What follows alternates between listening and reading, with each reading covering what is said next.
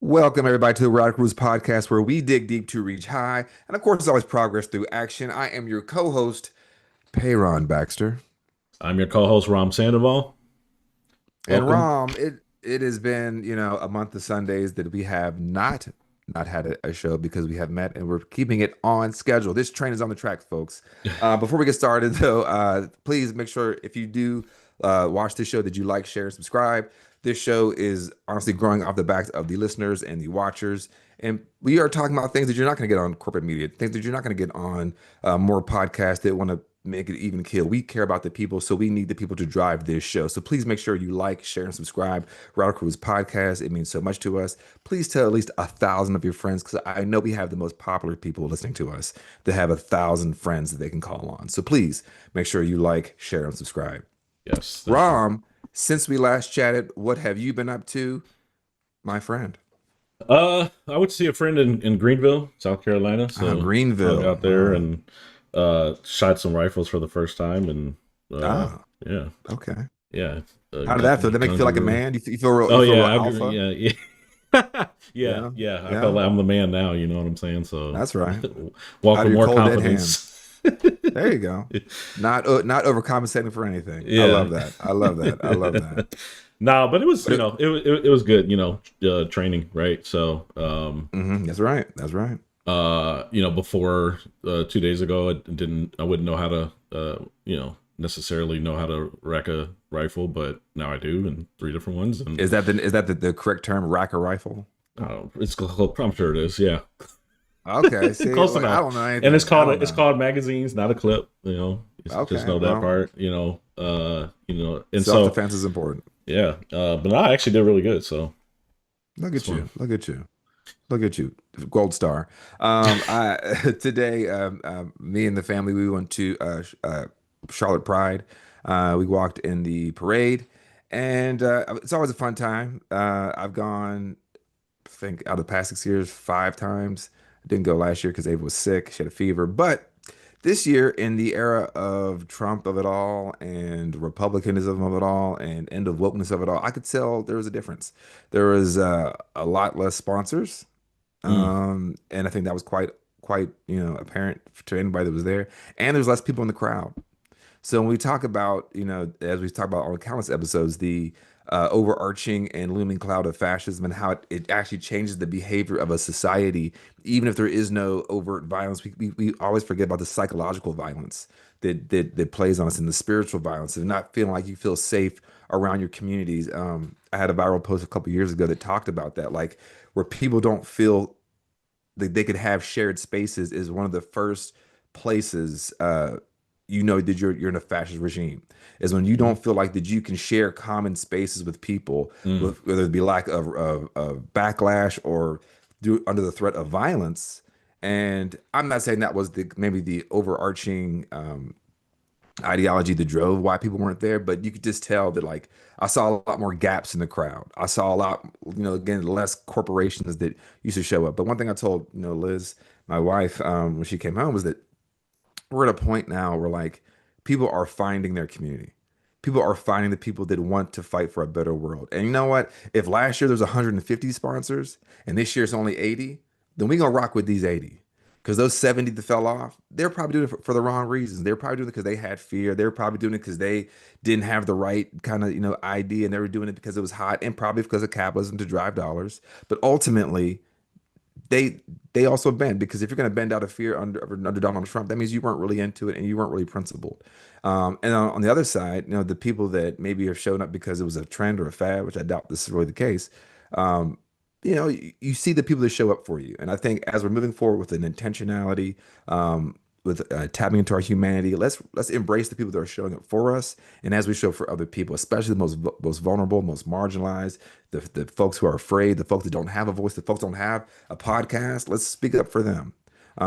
So I think it's very important that we do that. In fact, I was telling my wife when she came home. So for the past, and we're going to get into our interview in a second. For the past 2 years, I've had these two bracelets on.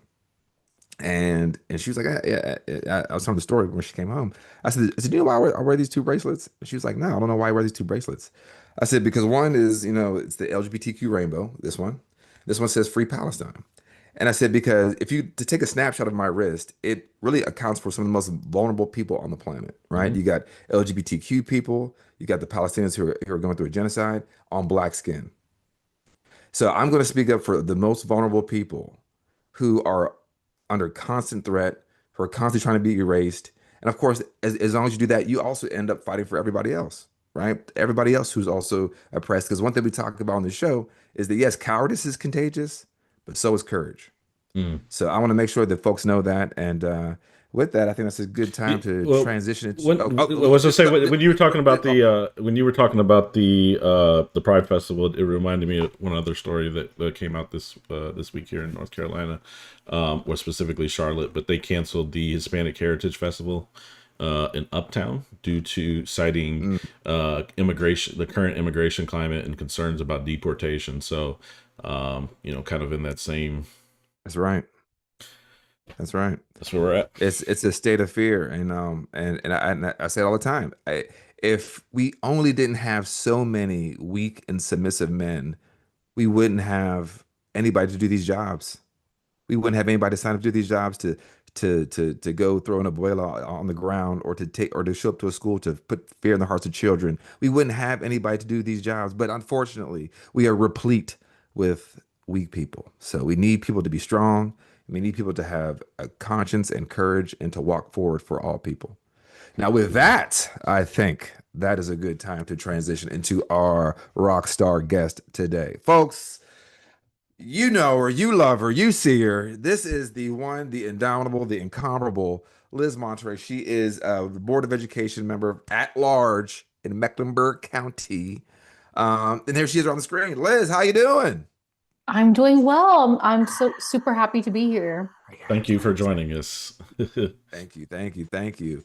And Liz, just to kind of, if you don't mind, kind of giving folks a thousand foot view. That's the right phrasing, phraseology of kind of who you are, why you got involved with the school board, what you saw, what motivated you, and we'll go from there. So introduce yourself to the folks, Liz. Okay, I'm gonna try to make it quick. No, no, It's a no need really to. it's a long story, but I'll try to make it quick. I think first and foremost, I'm Liz Monterey Duval. I have a beautiful family, my husband, and I have a rising first grader now, now that Woo! school is starting.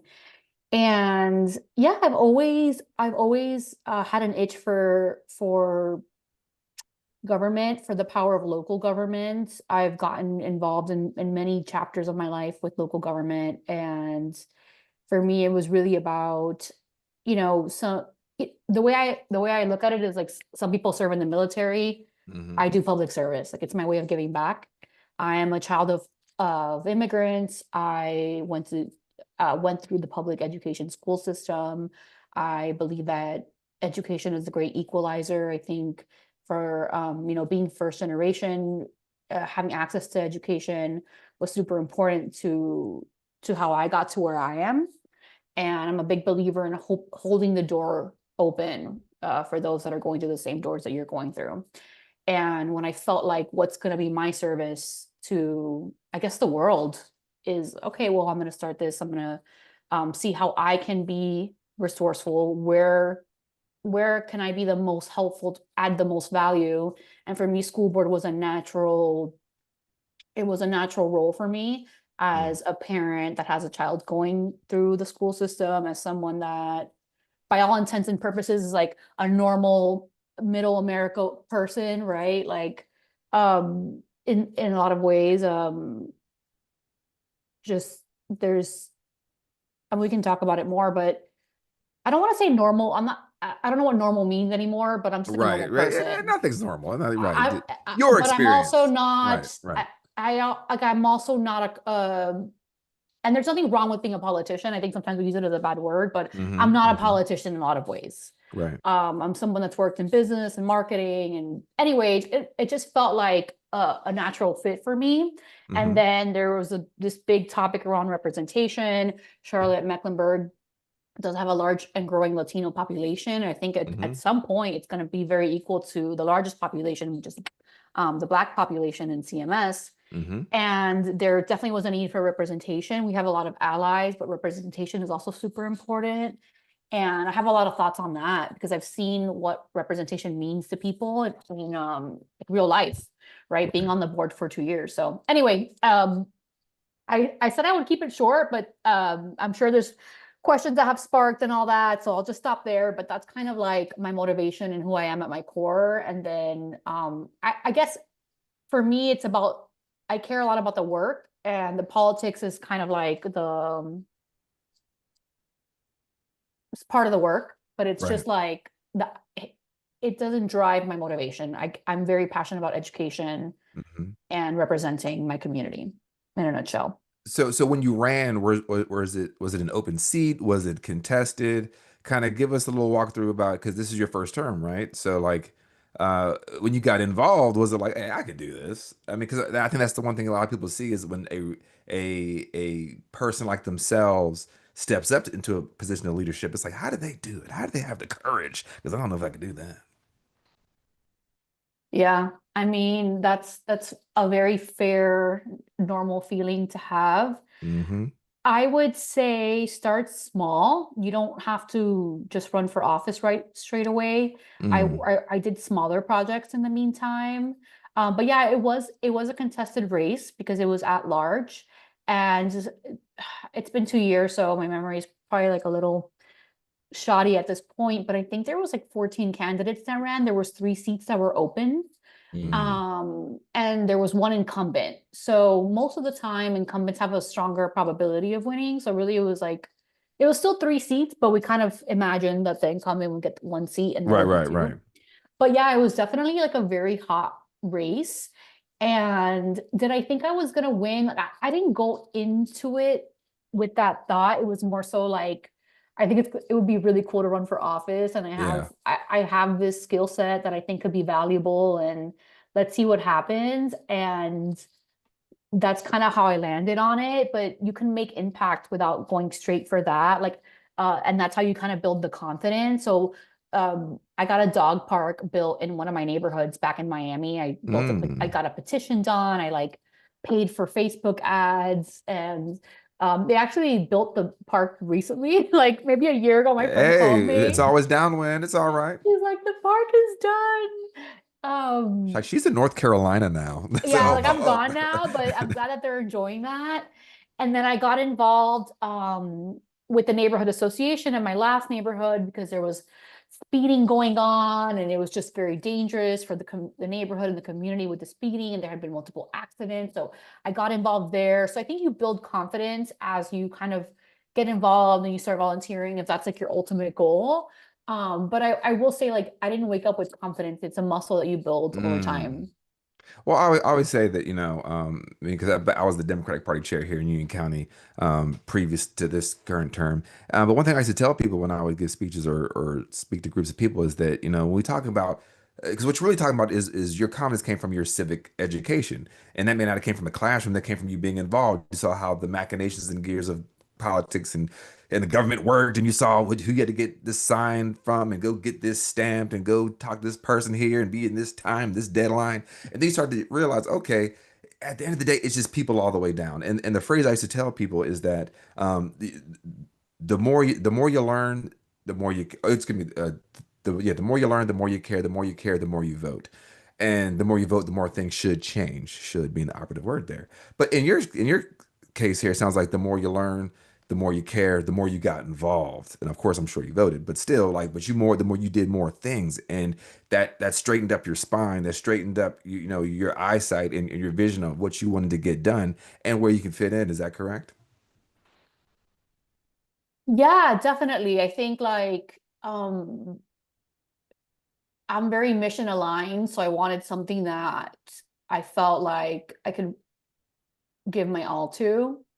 So that was important in finding the school board. But yeah, they were all projects that I was super interested in. And I thought that, so I think like what people miss about local office, and to your point, like I didn't really get involved in local politics until my interests were there as well. Right. So like there was things that happened that impacted me that I was like, wait a minute, this could, and then other people have this same issue.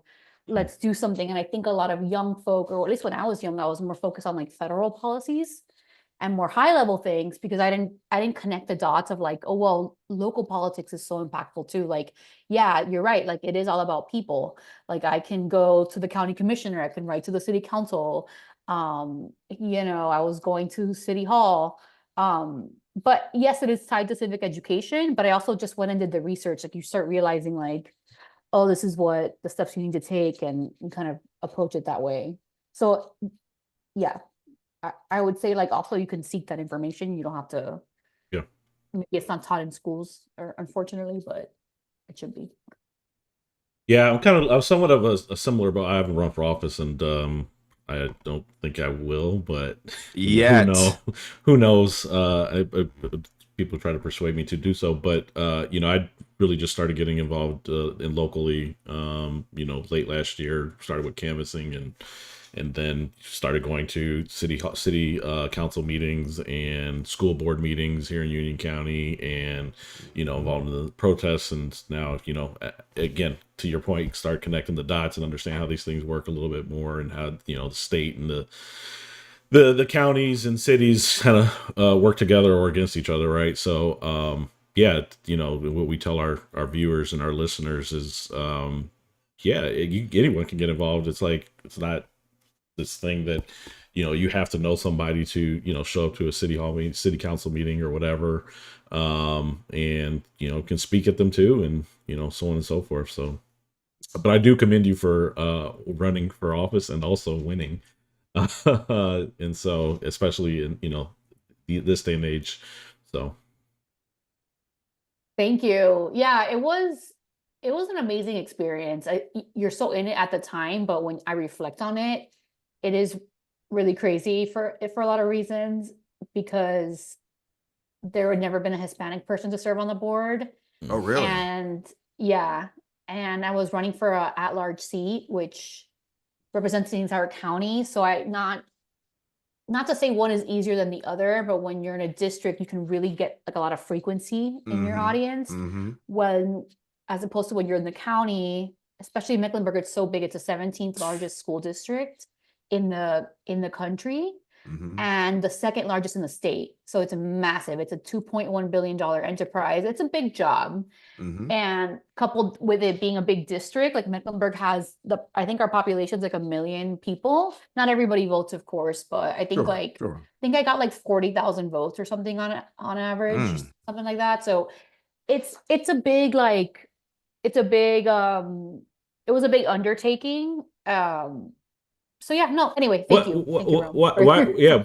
So why, what is the demographics of Hispanics in Mecklenburg? Well, I It's had like that here with my questions 30, I think it's 30. Well, I have a question because, that's part of my section. what is it, like 30%-ish?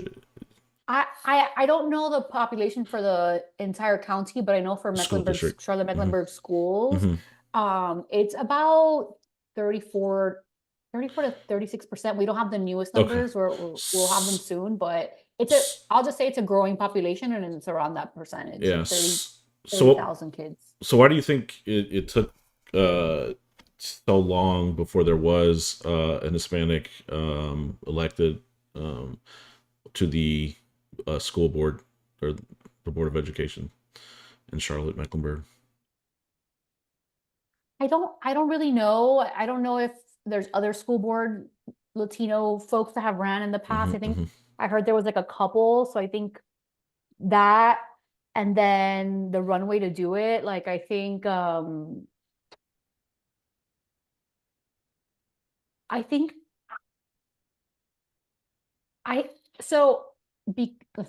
know how to say this. Like, I think I just happen to be Latina, and I love it. It's, of course, part of my identity and who I am, but I was also like a great candidate. Right. So it wasn't just that I was Latina. So I don't really know. I can't really speak too much on like why there hasn't been a Latino candidate. Yeah, and maybe the better question was, do you know if there's been a lot of Hispanic or Latinos that have run in the past, or is that something you're just not too familiar with? I'm not super familiar, but I I will mean, say she I was haven't just in heard. Miami making dog parks, man. So like, she I may not know haven't the heard full of a ton. history. I don't want to speak. I don't want to speak incorrectly, but I will say I haven't Mhm. heard about a ton. Okay. So I think it's also about having that. What do the sports people call it? The bench. Yeah, the bench, the side. Oh, yeah. Like we need Hmm. to have more. So I'm already thinking about like who's gonna come after me, who's That's gonna right. come in parallel to Hmm. me. Like That's right. having that bench, I think is super important. So I can't tell you about the past. Hmm. I can tell you that for the future, I want us to have a bench Hmm. so that we could have more The representation because it's representation, not right? proportionate right now. And I don't think it's like the fault of the school board because we don't decide that, the voters decide that. Hmm. But Hmm. I just got really like, I don't know, I think like the I think it can't just be that you're Hispanic and there's this gap. You also have to be a Definitely good can't. candidate. Right. Hmm. Um I mean, because we've seen that all the time. Or we would have, Governor, what's his name? Mark, what's that fool? He almost won or tried to run this past election for governor of North Carolina. Mark Robinson. Oh, If it just would have been, oh, well, I'm black, black folks gonna vote for me, we would have, no. So to your point, Liz, no, you just can't show them, be like, hey, I checked the box and I'm out. No, you have to have policies and yeah. vision And the voters don't want that either. I mean, some of them, Mhm. like a lot of voters get it and they're like, yes, of course. And it's definitely my why. Mhm. That's why I go through some of this. So even though it's like a beautiful, beautiful job that I get to do. Mhm. But yeah, it's it Well, well, gives well, well. It's great that again that. Well, first of all, congratulations for being. I mean, I don't think we should always sidestep that when we do have first. I think it's very important that we do to, and not necessarily to say like, well, this person is so fantastic. I always like to flip it and say, you know, why has it been so long? To Ram's point, it's like we need to be thinking societally, collectively, culturally. Like, is this who we are? Why do people that do not represent a demographics that I did find before I got on? So, Ram, gonna try to shortcut me here. The demographics of Mecklenburg schools are 34.6% Black, 30.7% Latino, 23.7% white, and 7.1% Asian, with a 3%, of course, Southwestern Asia, Northern Africa, folks who are from Middle Eastern and Arab descent. So with all that being said, so your first term, what are some of the obstacles that you've seen, or some of the highlights that you've seen that really make the fight worth it, right? So what are the things that you're like, okay, this is something I wanted to tackle, and we made some progress on that, and what are some things that you're like, you know what, we have some political, chicanery here that we have to get around to be able to get to those things. So what are some things in Mecklenburg? Now, I used to live in Mecklenburg before we came to Union County. We live in Union County now. So, I think you were still making the dog park in Miami probably when by the time I left. But yeah, tell us some highlights and kind of what you're working on. okay. I will start with the highlights. I will tell you the challenges, and then I'll give you some ideas that I have for the future Okay. and what my vision is for Charlotte-Mecklenburg. I would say like what I have seen in the 2 years that I have been there has been this these approaches to equity that I find really innovative that Mm, we don't often think about, or at least for me, I was like, yes, that's a very equitable thing to do, but you wouldn't think about it in that way. And I would say like a few mm, things is one, how we run our meetings. So I go to conferences and I meet with superintendents and school boards across the country, and a lot of the things that we do, we don't really get enough credit for the level of like innovation and forward thinking it is. And so we use what's called a student outcomes focused governance model. And okay. what that means is everything that we do is tied to student outcomes in some way.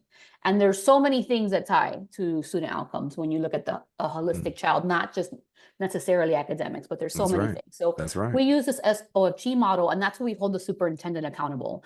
And it's really related to things that we can track. So I know there's test scores and things like that can be controversial, but that's what we use. Hmm. But we're always talking about that. My point is like at every meeting, we spend a majority of that meeting analyzing that data. We have 4 goals and we have 4 guardrails. So mhm. we have these goals that we have to meet, but there's these things that we can't forsake, right? Like Mm, we can't forsake these things so we can't just make these goals at all costs. Like when we think about student outcomes, one of our guardrails is making sure that they're equitable. The other things is that we don't forget about teachers and retention. So there's we follow these goals and guardrails over 5 years. So that gives the superintendent 5 years to execute on this vision. So I think that's a very tight way of running this operation, of having that. And then our meetings are very structured. We don't spend hours in a meeting with a lot of fluff or like debate. It's very much like we're analyzing this data, we're asking questions, we're figuring out like what worked, what didn't work.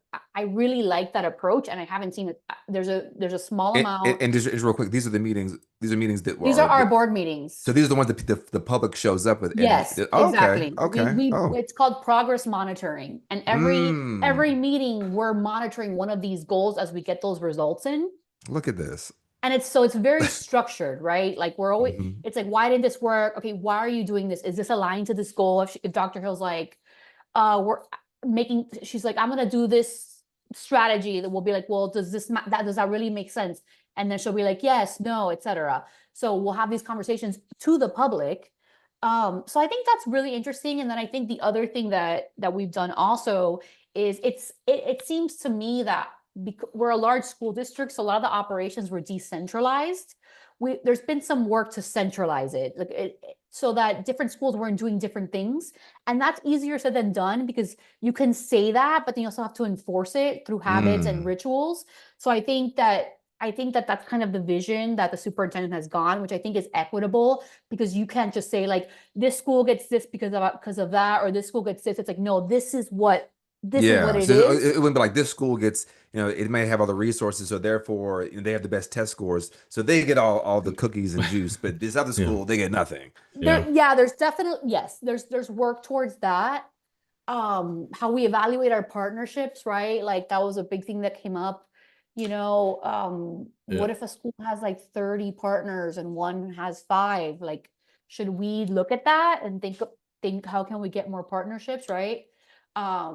So yeah, there's things like that we've done operationally. That sounds like really well done, because I've worked in the business world. I've worked at companies who had no framework, right, and just chaos, right? And I go to a company that has a framework, and it's data driven, right? But it brings accountability, transparent to the company. Culture is important. You look at, and every decision you make might not be what was originally like the impact you were expecting. Like you had an intent, right? You look at it and it's like, well, let's go back and make these tweaks. But I think that's a really good way to run anything, like whether it's a school, as it's a business, as you said, it's a $2.1 billion budget operation, right? So which is huge, and so to be able to do that, and I think that it'd be nice to have other counties follow along, or like ours in Union County. Hearing that, I was like, wait, y'all track trends, and I mean, like, ours is like, we're going to pray over this, and then we're going to give ourselves a bonus, and then we're going to leave. That's our school board meetings. It's like, we're going to ban these books, and then we're going to leave. And it's like, okay, I guess this is what the students of Union County can expect. So to hear that, I was honestly shocked and refreshed to hear that you guys do have a data driven, outcome based, because that to me, as I talk about really reinforcing our infrastructure of our politics with a sense of empathy and compassion and, these sort of guidance barriers, that's what I'm talking about. Right. Because you're like, okay, well, is this working? If not, we need to shift. Yep. Very cool. Thank you. Yeah, and of course, there's a lot of progress that we can make as well as we evolve and we pivot and we learn these different strategies. But it definitely gives us runway to do so. And then I would say something else that we don't get a lot of credit for, but we had this pay inequity with some of our staff. Over 4,800 employees were underpaid, especially when you compared them to like city and county jobs. So we actually we increased the pay of over 4,800 employees to be at, no one in the district makes under $20 an hour. And what was it before? It just varied. Some of them I don't know exactly. That's a great question. I'm not exactly sure, but I would say this impacted 4,800 employees. And some people may think like whether you agree or not with that number, right? It could be higher, it could be low, it could be higher. When you're increasing it for 3,800 employees, it's just but I think like we hadn't done something like that in like 18 years where we had Wow. reclassified. I mean, we had done a compensation study on these employees. So that was something I think that helped with when we talk about equity. And then Mm-hmm. the last thing I'll say is that we really ramped up our communication. When parents Mm. tell me I get too many messages from CMS, I'm like, oh, that sucks, but I'm secretly happy because Right. that means that we're communicating a ton, and I think that helps with equity as well. And Mm-hmm. we're coming up with ways to reach parents as well, where they're at, whether doing more with we have this family program for CMS that our community engagement team is doing, and they're piloting that and they're growing it. But we're trying to figure out like how do we get this information out, and then how do we make sure we meet people where they are. So there's at least thought around that, which I think is really cool. Okay, so what are some challenges? There's also there's federal pressures, right? We've had uncertainty with the budget, we've had fear with ICE enforcement, and when we talk about protected spaces and things like that. But I would also say that there was issues before that that we were dealing with that I think we also Right. can't forego, right? That's right. Um, None of this stuff is new, but yes. None of this stuff is new, but it's Mm-hmm. still there. So Mm-hmm. we still have, absenteeism on the rise. This got exacerbated after COVID, and it's Mhm. been a nationwide epidemic. It hasn't just been a Charlotte-Mecklenburg thing. So I recently went to a conference, and Rhode Island does something really cool. They've been able to help close the gap with absenteeism. So I've definitely shared that with the superintendent. So that's a big one. I would say like we look at as one of our guardrails, we look at suspension rates, and we look at them by demographic and the reason. So we have a lot of fighting that occurs. So we're looking at that as to I mean, you why. could just send in the National Guard. Yeah, Just send in the national to all the schools. Just send the National Guard in. That's what I heard. um I heard that's the best solution. And that's the best arm all the teacher and arm all the teachers. Arm all the teachers, and right, and then there'll be no more yeah. fighting. Oh God.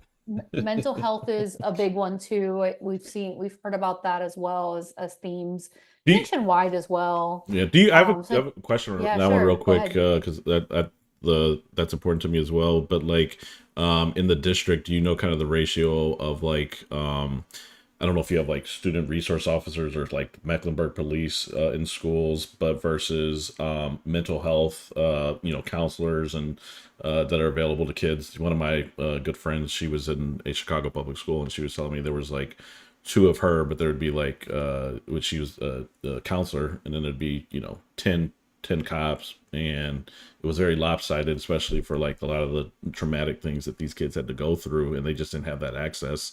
They were being more punished than actually helped for what they really needed.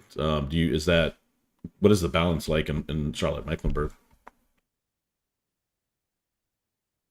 Um, I would say so. Our ratio of counselor to students is set by state statute Okay.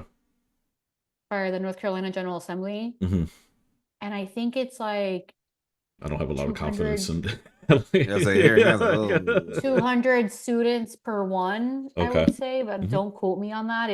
It should be more. Hmm. Let's just say that, right?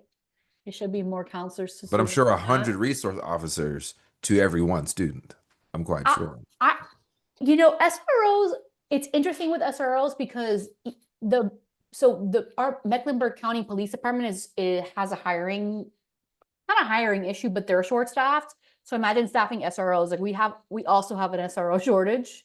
So Mm. it's at least that doesn't really apply in Charlotte-Mecklenburg schools, I would say. But I don't have the full data set, but like on a gut instinct, I think there's like 1 or 2 per school, none at elementary school. So I don't know if that's true necessarily, but I do think that there should be a higher ratio of mental health counselors per student, specifically as we see these like mental health issues definitely go up. I And really that's like it. something that I've like asked to put in our legislative agenda.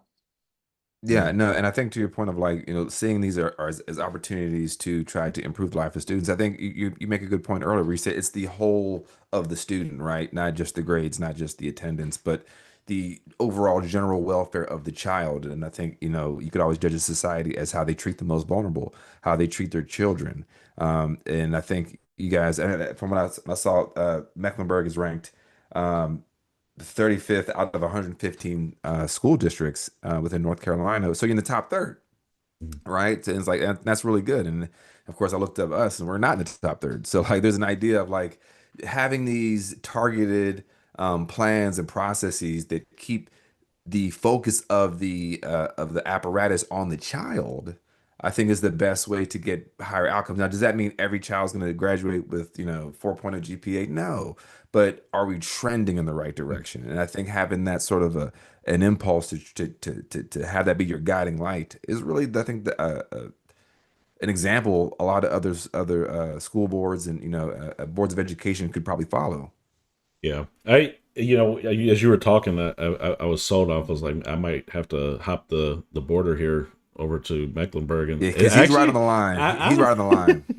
because a lot of the like Union County is far fetched, and it seems more like such an uphill, Yeah, battle, and for what like people are fighting against you for trying to make things better, and but as you're talking, and you got, you have this plan, and you're working on continuous improvement, and everything's not gonna be the right answer, right? But and you pivot, and it's like, but just to have that type of infrastructure and structure to, and it's for the kids. Education's important to me. My grandmother was a Chicago public school teacher for 30 some odd years, and teacher for longer than that. And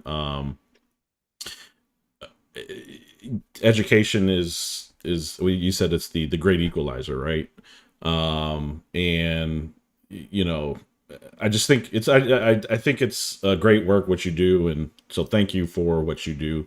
And the district is kind of first time I'm hearing about it, but it sounds like you all are doing these things for the right reasons. And to your point earlier, is like you don't really think about the quote unquote politics of it all, or like which is good, right? Like I think a lot of people are thinking about this is going to be their springboard to the next next seat or whatever, and that's fine, but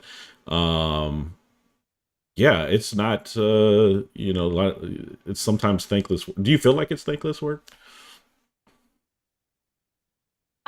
I I don't. I think it's so fulfilling. Like Hmm. maybe it's a selfish thing of mine, but it really fills my cup to do this work. I find it incredibly honorable. I think it's one of the most important roles. Like I'm honored to be in this role and to be able to do this. And I take every that's right. decision so seriously. Like I appreciate my voters for trusting me and the Hmm. people that support me because people elect officials so that they have trust and transparency in a lot of ways. Like, yeah, there are things legally that we can't say to our constituents, but I think, no, it's an honor that people entrust me with this. It, I take the job really seriously, and no, I mean, I think I'm lucky to be in the role. I don't think it's thankless at all. Like I'm thankful that I get to do There you it. go. Hmm. A servant leader. So I don't think of it that way. Yeah.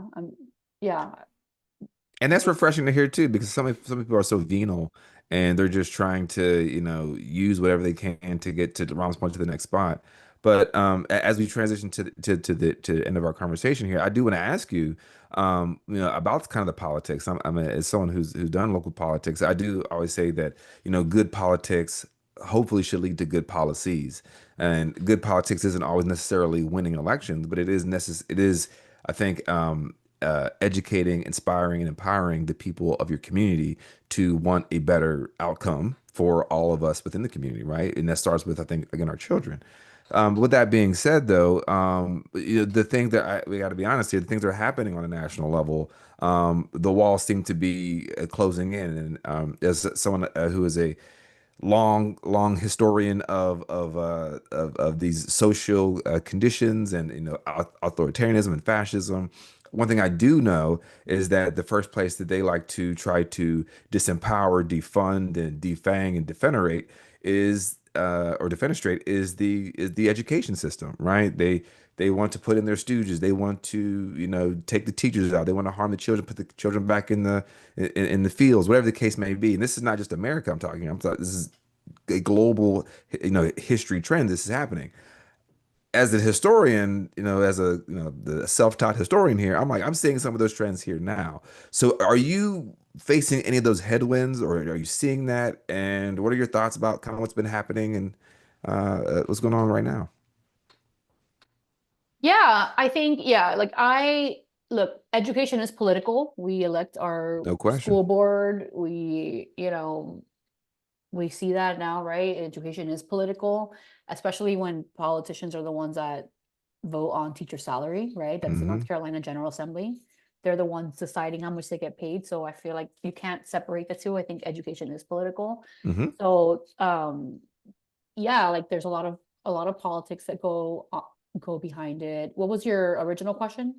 Yeah, just are you running against any of these headwinds? Are folks Oh, coming into these yeah. meetings? And then on top of that, Yeah. some of the Okay. the, the Oh, milieu of the people around you, are they also feeling some of these kind of encroaching walls? What's happening on the national level?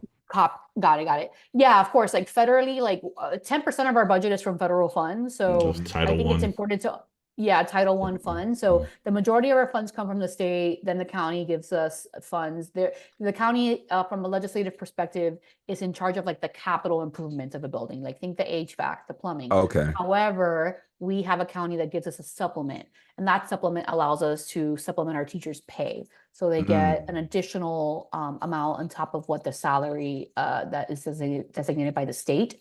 And so different counties and cities have different operating models, but that's how we operate. And 10% of the total 1.9 billion of our budget comes from federal funding. So of course, like when that's threatened, that creates uncertainty in how we are, not uncertainty, but it just puts stress on how we allocate our funds and all that. So however, when you think about rural parts of North Carolina or like places, like a lot of maybe the majority of their budget is federal. So it Right. just depends on where you live in terms of that kind of threat. I would say school boards are super important now in North Carolina because, when you talk about book banning, for example, like we are the ultimate body that decides if we're going to override or keep the superintendent's recommendation. Hmm. So school boards are super important for a lot of reasons, not just that. But with these new laws, it's important that you have like a good school board governing body. So definitely federal, those have been some headwinds. I would say that of course in our community, ICE has been a concern and all these different policies that have changed, not policies, directives that have changed. So Hmm. in January of 2025, the new presidential administration changed some verbiage on some guidance where schools and other establishments were seen as protected spaces. Now they're seen as use common sense spaces. That's how they were designated. And in doing so, that leaves, that's a kind of vague thing to say, common Of course sense it is. Right. spaces, right? But that being said, like as a school district, federally, we legally have to protect students' rights. We don't ask Right. about their documentation status. They are entitled to all students, regardless of their uh, status, are entitled to a free public education. And of course, we have to maintain their records. And if there's an ICE falls onto the general law enforcement bucket, so they all have to abide by the same rules. It's not just ICE, like any law enforcement agency. Like if they're going to come to our schools, they have to come with a reason. And in the case of ICE, they have to come with a specific type of warrant, which A is judge, a a judicial warrant. judicial Yeah. warrant. And that is verified by high level administrators, whether it be the principal or someone else, but we don't expect them to be able to interpret law. We don't envision teachers having to deal with this. Right. We if they have very specific instructions on what they need to do. And we've been communicating that since last year in November of Oh, like, this is the updated, not the updated guidance, the same guidance because it's the same procedure. Um, what caused panic in the community was that verbiage change of like protected versus common sense.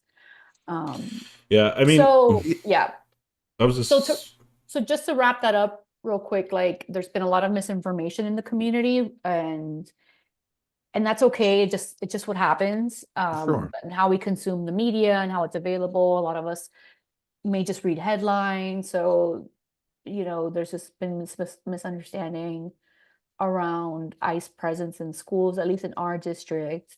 But we still follow the law, which is that, and we still hold all law enforcement to the same standards and procedures, and they have to have a reason to be there. They can't just frivolously hang in the parking lot or whatever. yeah. So I just wanted to just clarify that. Yeah, I think, well, Um, we say follow the law. You do what you have to do under the law, what's required. And I think in Charlotte-Mecklenburg, like to your point, it was more proactive of like, here's our plan, here's how we're treating it, here's the process. And I don't know how much you know about Union County, but Union County was very much we'll follow the law. Plus, Whatever they want. we'll take a non-judicial warrant. We'll take whatever the EO says. The EO executive order is Whatever. the law, and we don't really need to put out a process because it's not happening. It's No. not happening right now. This is No. their words. It's not happening, is to our knowledge, and it's like, well, like, Yeah. are you gonna react in this moment, and then then you push it off into, well, our lawyers will handle that. And I think it's cowardice, especially when you're talking about protecting children, who are like literally the most vulnerable group on earth, right? And it's just the thought of ICE going into a school and pulling children out is like, and the thought that some of these children go to school having that hanging over their head, that's a possibility, is distracting. And it's where we're at. But like, I think to the degree that a school district can protect children, absolutely, that's what they should be doing, and they should make it very clear and transparent to the community. So yeah, and I also think yeah, I agree. I mean, it's so terrifying for students, and no one should live like that. And I have spoken to school board members and superintendents across the country, and where I've seen the most success is where you have these like different tiers of support. Because what happens is that the school board is, if you think of like power and ability and tier of enacting change from a law perspective, it's Hmm. going to be your lawmakers, it's going to be your state representatives, your Congress folks, right? Like school board members are kind of like the first line of defense. Mm. We and if we're fighting alone without the full army, it's really difficult, because we don't have any weapons, quote unquote. We Not don't yet. we yeah, we don't generate our own revenue, right? Our money comes from these different entities, and um there's a lot of consideration that goes into those dynamics. Circling back on this whole thing of like education is political, right? Because of Hmm. where our funding comes from, right? I So yeah, there's those considerations as well when you're leading an organization like CMS. I think one thing that concerns me as a parent and as someone that just, again, is always trying to fight for the folks who don't have a voice, no matter where they are, no matter what they pretend, whatever their background, whatever their ethnicity, religion, ability, whatever the case may be, is that it, like the procedural piece of it, I think it's really ironclad, especially in a place like this, very, very metropolitan, like a CMS area. But what keeps me up at night sometimes is the idea that, like, the what does it tell the student? What did it, like, there's this book called The Hidden Curriculum, and it talks about, like, what do students learn that is not as explicit inside the classroom, right? Like, for example, an example they gave, I read this book a couple years ago. An example they gave was like, down in, I think, Mississippi or Alabama, they still had like the black prom, and then like they had segregated proms and the white prom. And it's been going like this for, decades, right? Centuries. And of course, the young black kids are like, oh, this is what we enjoy. This is what it is. But the question is, what does that teach you about how you are supposed to flow in society? Right? No one's saying, like, oh, you are different, you are less than. No one's saying that. But it does teach them something else, right? And I think about like in this moment where people may have the fear, they may hear themselves be called a pejorative, or they may hear themselves kind of nounified as like illegal or things like an undocumented. These things that like they are not humanistic things to ways to refer to children, and like how that may traumatize the psyche. And as we talked about earlier, like kind of the whole of the child, I worry about the chilling effect of these things, right? And as we go into a new school year, as we're going to look at absentee rates and truancy, or just the inability to show up to places, just for the Ram here, he's half black, half Mexican, and he's like, I mean, we joked earlier on the show, he's like, they may scoop me up one day, and I'm like, brother, they may scoop me up, right? Like it does have you kind of operate in this different kind of a way, and as we talk to people who are in power like yourself, it's like, does that ever come into the equation of like, yes, we know the procedural place, like, yes, the law works this way, this is how you execute that, but just the like, how does that sit with you as just, as Liz, right? Beyond the Board of Education member, but like, how does that sit with you? That this may impact the psychological well-being of these children? Yeah, it's definitely a consideration, compounded with all the other pressures that come with just existing and moving through different grades and just being in the school district and all the other things coming at you. I think that we will deal with it as it comes. And when there was that last, we had an we had ICE presence about a quarter mile from our school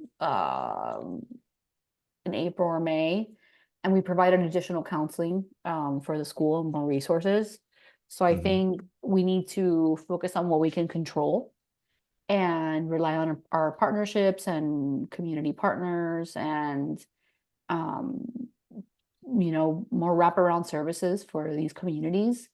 I think like the school board or school districts can only do so much. I think it needs to be a community effort, and we definitely want to be partners and leaders in it because we have these are our students and this is our county, but everybody needs to be all in. And I think like we will get to that point. I think we have the right systems and intentions in place across our elected officials. So I think we'll get there. But yeah, I do think about that. I think about student outcomes, right? If you're afraid to come to school, that's really important. We've had um we've had challenges with absenteeism. Will this get magnified? We're going to be looking at that data soon once it's ready for us, but it's something that's really top of mind for me. We also have to make inferences because we don't track by status and Individual, stuff like right, that, right. right? But definitely interested in that data. I think our, what I have conversations about is learning loss, right? Mm, Like mm. if there's fear to come to school or like whatever it may be, there's other reasons why kids don't come to school. It's not just, there's just this It's compounded now. It's it's another thing. It's compounded. another thing on Yeah. top of the pile for some Yeah. kids. So yeah. So I think all hands on deck, I would say rethinking like I've heard in other school districts they have more flexible time zones for schools Mm, as well, where they'll offer like middle day school or night school or like there's just different. I, so I see some innovation in the future to adjust to some of this, but like yeah, I definitely to answer your question, I kind of went on a tangent, but yes, no, you're I fine. You're fine. I do see that, but I think that'll force us to evolve as well and Yeah. to be more. I think we'll evolve with it. I think we'll evolve because at the end of the day, what's not going to happen is that these children, not to say the cliche, but we don't want to leave them behind, right? They're still part of CMS, they're still part of our community. Um, uh, we are still a safe space. We want all kids to succeed. I don't just represent the Latino community, I represent That's right. the entire community of CMS. That's right. Um, so yeah, like that's kind of how I see it happening. I'm an optimist, so I think that we'll do the right thing and I know we'll do the right thing. Um, uh, And yeah, It just worries me because it just takes one time, Mm. for one child, and that one child is someone's universe that we don't know their name, and that one child is their whole universe. And I think about Dr. Joy DeGruy, who's sociologist. She wrote the books Post-Traumatic Slave Syndrome. She talks about, again, trauma, and this idea of like trauma can be like, if someone were to walk into your house right now and to stab you right now as we're on this Zoom call, like the trauma, it works in this way. Like, you're traumatized because you were just stabbed, right? And then of course your husband's traumatized because someone broke into the house and stabbed his wife. Then your kids, and then now we're traumatized because we watched it on screen. So as we talk about the concentric circles of trauma Mm. and how this goes into the overall well-being of these children who are now trying to navigate a system that, again, they're still trying to learn their 1, 2, 3 ABCs. I had a hard enough time with that in the 90s, trying to figure that stuff out without having to feel like I am on some government watch list, or I have to rat on my parents or rat on someone else. And it really burns me up because, that's what's the whole point of life. The whole point of life is to make sure that we are doing the best we can as we are on this short amount of time on this blue marble as it's spinning for the next generation. And like, and I know, again, too, when we talking to folks who do have the insight and the power apparatus, is to, like, should folks resist? Should folks not want to resist? What do you want parents who are listening? What do you want kids who are listening, who are in high school or middle school, who may be hearing this in the car ride with their parents? Like, what if they have this fear and the butterflies in their stomach? What do you think they should be thinking about or doing in preparation for the school year? I would say, um, yeah, I mean, the field has definitely changed, right? The playing field has changed. There's going to be new obstacles that these students may have to face if they are placed in these situations, and that's really unfortunate. And as someone who's a daughter of immigrants, I've had people in my life that have mixed status, and I've experienced some of those feelings myself. So it makes Mhm. me really sad that um anyone has to experience it. But I will say, like, yeah, this playing field's going to change. I would say, like, if you're worried about immigration or anything like that, of course, like, contact your school and make sure that you express that, and then if you need to escalate it, you escalate it, of course. Like, that should be your first stop. If you are a parent or someone that feels frustrated with the system and you're like, how can I create change? I would say, like, um yes, you should write to your senators and you should write to your Congress and you should vote. Like, that should be Table table stakes. stakes. Hmm. Um, but it's what you do with your actions and how you live your life. I think that creates the biggest change, you know? Well, it takes a community, and to your point, what you're saying earlier, and money doesn't solve everything, but uh, our government, they spend about or over 10 times as much on military as they do on education, so they don't make it easy for districts to get the resources they need. I think every not every, but it's most from what I can see, is under budgeted. They have budget constraints. They're under resourced with teachers. Teachers are underpaid. And I think it's great for the community to get involved into, in various ways, but it's out of a necessity that it's just not well funded, right? And that's unfortunate. And again, talking to you, uh, you have a very optimistic outlook, and y'all are doing, I think, the right things with what you're given. And Yeah. but I also have to continue to remind folks, like, we spend so much money on military, like on things like that do not uplift our children, the next generations, and that's the sad part. And that's the unfortunate reality. But yeah. Well, let me ask you before we head out of here. Yeah, we've seen stuff like what's going on in Texas, right? Where they're like trying to put the Ten Commandments in the schools. And Greg Abbott's putting stuff like that. That stuff doesn't run by your desk. That goes by the governor. If that were to happen here, because we know we have this kind of rabid General Assembly here that's trying to, copy and paste what they're seeing in the headlines and on the New York Post and all. Like, but that stuff wouldn't run through your guys' desk, would it? The way that it would work with that would be that the North Carolina General Assembly would have to vote it into law. And then I believe that once it's voted into law, the school boards need to create a policy to abide by that law. Mm.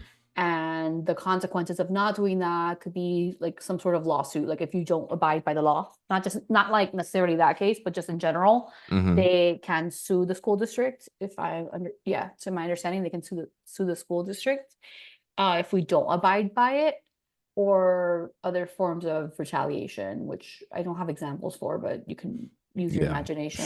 sure. But we haven't had that. But I think like it's important that we get really good legislators that are pro education, because Rom, to your point, like you said that money can't fix everything, but I can tell you that our teachers are severely underpaid, in my opinion. Not in my opinion, it's facts. Like when you look at Right. inflation and the cost of living, Hmm. especially in bigger cities like Charlotte-Mecklenburg, where it costs like, a one bedroom, one bath costs like $1,600 a month in Charlotte City proper, and people want to live where they work. There's that convenience piece to it, Hmm. and so I do think money would solve that issue. And one of the recurring themes that I hear overall, like if they're like, what is the most important thing that a kid needs to succeed? It's a high quality teacher in the Mm. classroom. Like that Come is on. like the Come on. number one That's right. thing. So yeah, like I think money would solve that. Yeah, teacher. I mean, I think that would help a lot. But Yeah. I think that way is like the direct proletariat, like the people. I think when he's saying is like systemic money, Yeah. like what you're saying is like to the both. teacher individual. I'm Absolutely, being that'll make literal. money. Yeah, yeah. No, Like yeah, I know what you yeah. mean though. And But- yes, of course, like there are always going to be inefficiencies, and you have to have the right people to manage. It's because it's still an operation, right? Like, Right. Yeah. Um, Yeah, and teachers are special people. And if there's any teachers watching, thank you, because We love there's you. never been a teacher that doesn't said they do it for the money. And they know they're underpaid, and they continue to do it because they're passionate about what they do and who they do it for. My grandmother would buy lunch for field trips on kids that couldn't afford it, and she would go and spend her own money. And I think that, I don't know what it's like in Charlotte, but like you had to buy your own materials and or buy kids stuff for them so they have things. And it's like, that's crazy to me. That's just crazy that we're still in this situation in 2025. But yes, hats off to the teachers and to these school district the employees, the supporting cast, right, who contribute to these environments, healthy environments for children, because I just think it's one of the most important things in the world. We think about how much time these kids spend, in school. They're spending more time with their teachers than they are with their parents. Mm-hmm.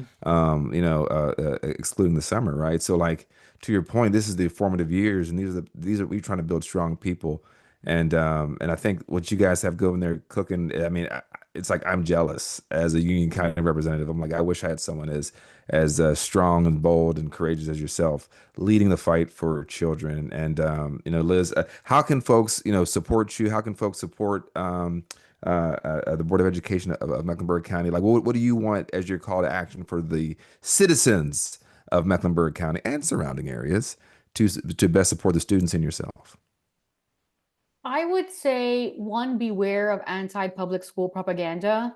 Mm. We don't do everything perfect, and we should be held accountable, but there's a fine line. There's forces out there Mhm. that want to paint public schools as this chaotic mess and all of that, but Indoctrination. it's just not the reality Mhm. at all. So be wary of that, of like how these things make you feel, and then do a little bit more research and try to understand the context and constraints that a local public school board would operate under.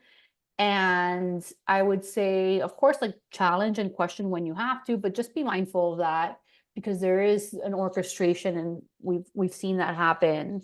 When you build distrust in the public school system, then it creates it can be a rabbit hole, like Oh yeah. rabbit hole. I would say like, yes, like at least when it comes to the North Carolina legislator, like, yeah, emailing these folks and telling them how you feel and I think that does matter, at least on the school board. And I know that other bodies do this as well. We track constituent service, the constituent messages. and we look at themes, we look at what they're saying. It impacts our voting decisions, our conversations. So I do think like your voice matters, and I know that your voice matters because it matters to me, and I know it matters to other elected officials. So don't stop doing that, but that should be again like just default, especially if you're gonna come and state a complaint to the local school board, make sure that you're also forwarding those grievances with other boards as well, your county Mm, commission, your city, because everybody needs to be in lockstep. So think mm, about that as well. It's not mm. we operate all together as part of this mechanism. Interesting. That's good to know. That's good to know. And the last thing I would say is you follow me on Instagram, Monterrey for CMS. That is where I have a link to my newsletter. If you're interested in what the school board does, I send a newsletter after every board meeting where I explain in plain language what happened and give There you you go. all of that info in case you had a busy day and you couldn't sit through a 3-hour meeting. Mhm. I summarize that TLDR. for you, give you the TLDR. And yeah, the channel's open. Constituents can always email me and all of that, and I'm happy to serve. So yeah. Well, Liz, thank you so much for joining us on the Radical Roots podcast. Liz Monterrey, a champion for the future. That is, I want that etched onto your kind of like get a superhero belt there. The champion of the future and it was honestly totally refreshing to talk to you. And I really wish we could carbon copy you here in Union County, because that sort of verve and clear-eyedness is something that I think will always obviously have ramifications in the future in a positive way. And we thank you so much for joining us. So, folks, please follow Liz on Instagram, get her newsletter, and just follow her. She's an all-around good person. But Liz, thank you so much for joining us today. Thank you for Yes. having me. Have a good evening, y'all. Thank All you. I right, take it thoroughly easy. enjoyed it. Take care. Thank Yes. you. Bye. Alrighty. All right, Rom. Well, yeah.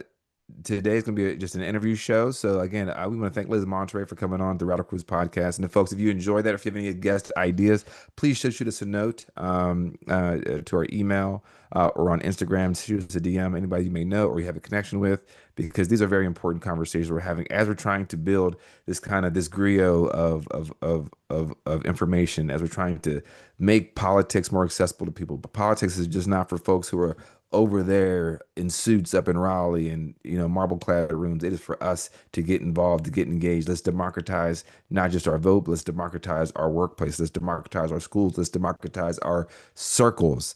And I just want us all to take that knowledge and that courage as we move forward into this next school year coming up. So Yeah. yeah. Yeah. I think that conversation was really it filled my cup. You know what I'm saying? To see, Mm-hmm. I could see why she did win her seat. And I haven't been to Charlotte-Mecklenburg school board meetings, but just what they're doing, the things they're doing, how they're doing it, trying to be transparent. It sounds like the right things, and you notice like we're not talking about stupid culture war stuff about transgenders in bathrooms. They're not like focused on putting the 10 commandments or the bibles in all the classrooms. They're not focused on LGBTQ kids in school. Like, it's not to say, but there's on the other side that those are the things that they're so heavily focused on or just trying to distract with. And I think just listening to the things she's saying, it's like it's not political in the sense that we're used to today of like the red versus blue politics and things like that. But it's just like we're trying to run a public school, a school county, and a county's school board, and we're just trying to do the right thing for the children, right? That's how. And we go to Union County. It's just it's I mean, not. it's night and day. Like hearing her talk about that, and then versus our experience of going to Union. I mean, I was like, I am jealous, and I'm jealous for the children. Like it's a vicarious jealousy, because having people that are in positions to fight for you, when you don't even know that you need someone to fight for you is amazing. Yeah. So, but yeah, because I go down here to these things and I'm like, these people are, what are they doing? Nuts, like nuts, like what are they we are talking literally about right now? nuts for real. Like And then think you got about Moms for Liberty. I'm surprised. I don't know if they show up right, to Charlotte, but like that's the silly. right, That's the right. silly shit. Like what? Like and then you're distracted and you're talking about it, and it's like it It doesn't. takes up so much time. And it's not even a real. It's not even a real. This is concocted issues, right? Right. Right. And they're hateful. Right. Hateful. These are small people, but that's what the fear of all this drives them here is that, this is we can't forget Union County is a white flight county. So this is where people who are afraid of the metropolitan areas with the LGBTQs and the trans and the blacks and the immigrant, like they are afraid. And I think we need to start, as I think we said this on the last episode, but like we got to start calling these conservatives who are trying to rip down cities like Charlotte, cities like Chicago, cities like Pittsburgh, where we're all familiar with them. Like, y'all are just some pussies. Y'all are some chicken shits. Like you're from there. I'm from Pittsburgh. We've been to Charlotte and we're fine. Y'all are afraid. And if they didn't have fear, they wouldn't be able to win elections because that's all they sell their voters. And that is one thing I think is so nonsensical when we go to these school board meetings in Union County, because like to a degree, like y'all have already won. Like y'all are the majority of the school board. You're the majority of the county, county commissioners. You're the board of this board. It's like you can't even blame the liberals, but it's all like we're always in their mouth. Like we didn't set that law. We didn't meet. We didn't Woke have the school. leftists. They're leftists. Yeah, we didn't have the school board. We didn't pass that policy. Y'all have been in control for 75,000 years here. Right. So the problem is me. Yeah. Or a now the trans schools are too person or a woke. woman. Like, oh, now Black History Y'all, well, Month, then y'all like, did it. Juneteenth, like you know what I'm saying? Like, so It's so crazy, man. It's like it's so pathetic, and like to hear someone just honestly come from an analytical perspective and an idea of like, hey, this is what we're saying, and we're going to pivot. And it's something that you were alluding to, but the word I thought of when she was saying that like we're going to change, we're going to pivot, is there's a certain humility that you have to have in leadership when you're like, what, that didn't work. But what we get with these Republicans and these right wingers is that I've never made a mistake in my life. I've never made a mistake in my Right. entire life. That was not a mistake. Double down. It was designed that way. And you don't know what you're talking about. I haven't. At no point will you hear, Trump. Any of them. There's exactly any of them. But if somebody if a man can never admit they made a mistake, then man or woman, but like it's narcissism. Especially, it's exactly right. Well, that was a great conversation, and I'm so glad that we had it. We got to have Liz back on maybe at the end of the school year, see how it went, see how some of those trends and how those pivots went. And I don't know if she's going to run again, but she is a really talented politician, and we need people like that who can just look something in the eye and call it what it is and say what we're going to try to do to fix it. Not saying that. And I think one thing again, we're talking about humility. Most times with folks who are quote unquote progressive, because that's a pejorative in the modern era, is that no one's saying like I'm a perfect candidate and I will do no wrong.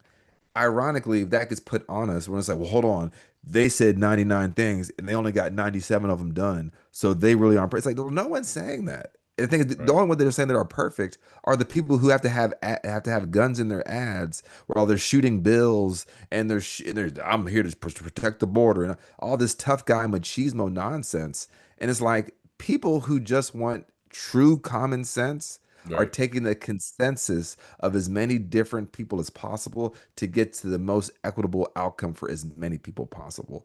And that is what you will never hear from Republicans. You will never hear that from any of our school board members. They hide behind their emails. They hide behind the literal police. They hide behind process and procedure.